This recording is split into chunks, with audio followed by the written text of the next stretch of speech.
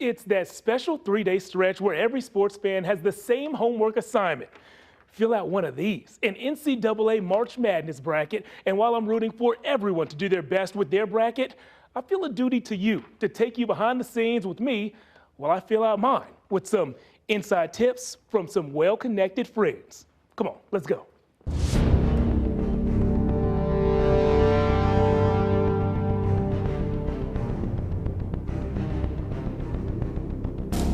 Here it is, the perfect room to make my perfect bracket.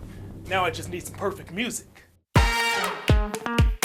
We've been talking about it. Now it is time to put pen to paper on your bracket, and getting one of these mostly right will have you walking with your head held high for weeks. But getting one mostly wrong, well, I wouldn't know anything about that. A total of 5 in-state teams made the tournament field this year. I reached out to the sports journalists who cover each and every one of those teams to ask how far we should have them advancing in our brackets, starting with the top-seeded in-state team, Houston. What you need to know about U of H is basically what you should know about them from previous years. This team is going to defend, it's going to defend, and it's going to defend. Whoa, stop being so defensive. The number 2 defense in the nation gets a chance to defend the Lone Star State. UH to San Antonio for the Final Four.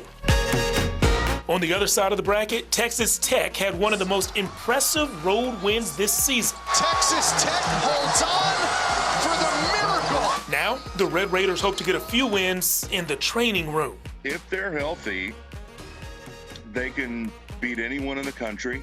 If they're not, they may come home early. Does Tech make it home before the streetlights come on? Nope. The Red Raiders dance on. How late? Elite 8. Up to College Station, where the 12th man is the 13th overall seed. The Aggies play the Yale Bulldogs, and just like you have to fight fire with fire, if you're gonna beat the dogs, you better bring the dogs. I think it's just how we're raised and who we are. We're all dogs. Literally. The Aggies have bark, bite, and they blast the boards. They're the number 1 offensive rebounding team in the country, thanks to what they call predictable shots.